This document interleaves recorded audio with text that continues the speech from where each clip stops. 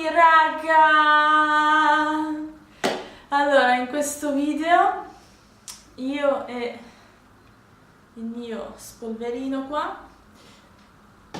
vogliamo raccontarvi di alcune differenze tra Italia e Belgio, ovviamente. Per chi non lo sapesse, io, come dico in ogni video praticamente, vivo in Belgio da 5 anni ormai e quindi ho avuto, diciamo così, la possibilità di notare cose diverse, cose che cambiano dal mio paese natio a questo. Avevo fatto già un primo video riguardo questo argomento, ve lo linko qua su e giù nell'info box. Info box con 3B, mi raccomando. E oggi ci troviamo qua per la seconda parte delle differenze Italy-Belgium. Se non mi si spacca la sedia e non casco col culo per terra in diretta è meglio. C'è il mio quaderno degli appunti, raga, è una roba che c'è. Voi li ritrovate gli appunti per questo video qua sopra? Io non li ritrovo, c'è un casino. Cos'è? No, vabbè. Trovato! Allora, mi sono annotata un paio di appunti perché sennò ovviamente mi scordo le cose. Partiamo subito. Allora, parliamo di ristoranti. Vabbè, tralasciamo che i ristoranti italiani per l'85% sono fake, questo mi pare superfluo specificarlo. Parlando di ristoranti in generale, abbiamo potuto notare, constatare che l'orario di chiusura mediamente si aggira intorno a le 8 di sera, 9, proprio volendo tardare, cioè se andate a cena fuori, ragazzi, dovete farlo entro un certo orario, non potete aspettarvi che sia come in Italia che tipo i ristoranti lavorano anche alle 10 di sera. Qua a una certa, se vai in giro a stomaco vuoto cercando disperatamente un ristorante in cui mangiare, se è troppo tardi, insomma, potete pure morire di fame o correre al primo McDonald's nelle vicinanze. Ecco, quelli sono aperti tipo fino a mezzanotte, ma per il resto proprio, cioè, ve lo potete scordare. Una cosa ristoranti related è il prezzo dell'acqua. Sta cosa mi ha veramente scioccato. Allora, in Belgio, non so se lo sapete, ma la birra costa veramente poco se comparato all'Italia, e questa è un'altra differenza. La birra ve la tirano dietro in un certo senso perché qua ci sono diverse produzioni di birra, viene proprio prodotta localmente e quindi paradossalmente in certi posti costa meno dell'acqua. È assurdo da dire, in quanto l'acqua invece è veramente overpriced. L'acqua è un bene di lusso quasi nei ristoranti. No, sto scherzando, però per dirvi, no, voi siete abituati in Italia che una bottiglietta da mezzo litro di acqua vi costa all'incirca €1. Qua, non solo nei ristoranti, ma anche se andate nei bar, il più delle volte una bottiglietta di vetro, cioè ti vendono una bottiglia di vetro, ragazzi, ma piccola, tipo, non lo so, un bicchiere di acqua 25 centilitri se non erro. Una bottiglietta così di vetro ti costa €2.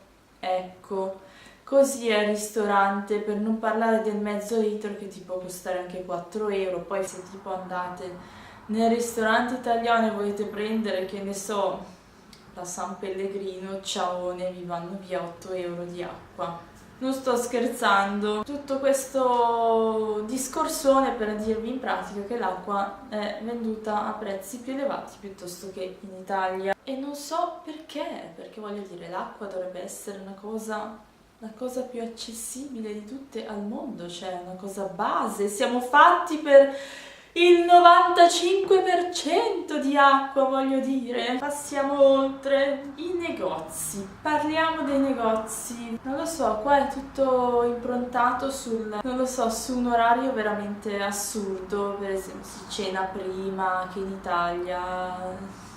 I ristoranti chiudono prima e anche i negozi, ragazzi, anche i negozi non fanno eccezione a questa regola, infatti sono tutti o quasi chiusi alle 6 circa. Questa è una cosa triste, veramente. cioè che il centro città alle 6 di sera praticamente è morto perché tutti i negozi chiudono, la gente va a casa.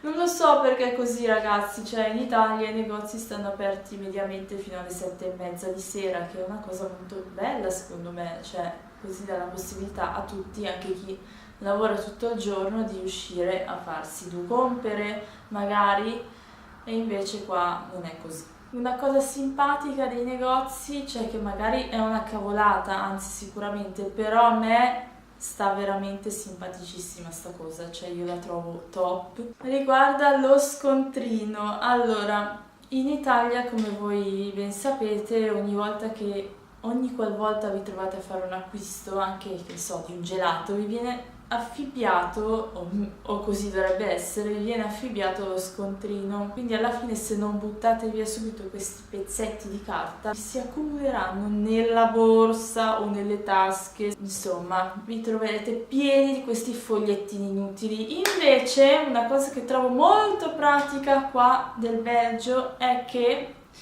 te puoi chiedere di non avere lo scontrino alla cassa, dici semplicemente lo scontrino non mi serve e loro lo buttano via lì.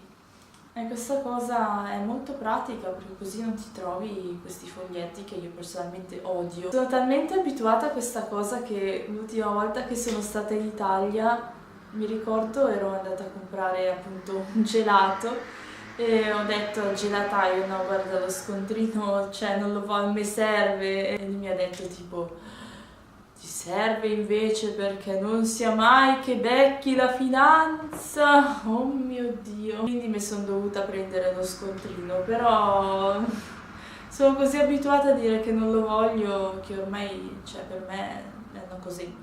Un'altra cosa relativa al tema dei negozi, diciamo così, riguarda i grandi magazzini. Allora, gli shopping center, i tanto adorati centri commerciali. Io non ci metto piede da tipo una vita. Allora, i centri commerciali la domenica e i giorni festivi sono chiusi, quindi se avete questa usanza tipicamente italiana di recarvi al centro commerciale la domenica pomeriggio, se venite a vivere qui scordatevi di questo, perché appunto i centri commerciali la domenica sono tutti chiusi, tranne magari una o due volte l'anno in qualche ricorrenza particolare che fanno un'apertura straordinaria, ma per il resto persino i supermercati sono quasi tutti chiusi la domenica. Potrete trovare qualche supermercato magari aperto tipo dalle 9 all'1, una roba così, ma per la maggiore è tutto chiuso la domenica, ragazzi.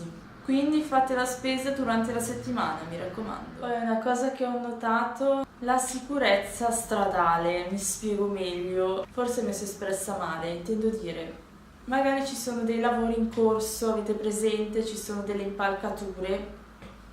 Questo era il gesto delle impalcature. Ci sono delle impalcature, stanno facendo dei lavori, stanno facendo delle ristrutturazioni, per esempio, e voi passate sotto l'impalcatura e cascano i massi, tipo non so, cascano i pezzi di cemento a 2 centimetri da voi. A me è capitato e mi sono cagata sotto. Oppure stanno facendo degli altri lavori, non so di che tipo, e c'è un buco nella strada. Ecco, questo buco è tipo lasciato scoperto, cioè in Italia non si vedono, se non altro io non ho mai visto cose del genere, cioè ho sempre visto quando c'erano lavori in corso e comunque situazioni di questo tipo erano molto ben segnalate. Ho notato insomma un'attenzione completamente differente riguardo tutta questa serie di rischi, per esempio di trovarti un buco nel marciapiede senza, cioè se non lo vedi ci vai dentro e boh, sono cazzi tuoi. Oppure appunto, come dicevo prima, cascano i pezzi di roba dalle impalcature e pare che sia normale così. Ho proprio notato che c'è un po' di, secondo me, disattenzione riguardo a questi pericoli, perché alla fine sono pericoli, però boh, finché non si fa male nessuno, finché va tutto bene, non lo so, freghiamocene. Ecco ragazzi, questo era il video della seconda parte delle differenze Italia-Belgio.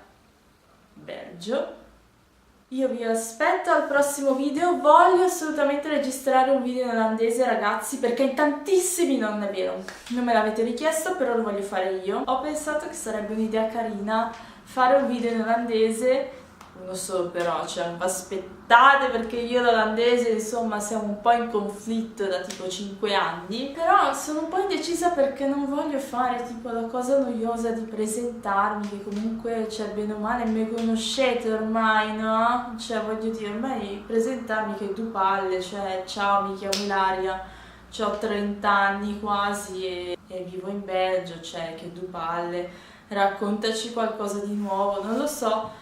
Volevo veramente coniugare questa idea carina di fare un video in olandese con anche una tematica che potesse essere, cioè non parliamo di astrofisica, però anche portare un contenuto originale, carino, non lo so. Se avete qualche suggerimento è ben accetto nei commenti, perché io non so di cosa parlare in questo video in olandese, per il momento non mi sono venute idee decenti. Però vi prometto che non appena avrò un'idea carina su questo video da fare in olandese, lo girerò. Così potrete tutti pigliarmi per il culo e basta. Vi saluto, ci vediamo alla prossima. Arrivederci!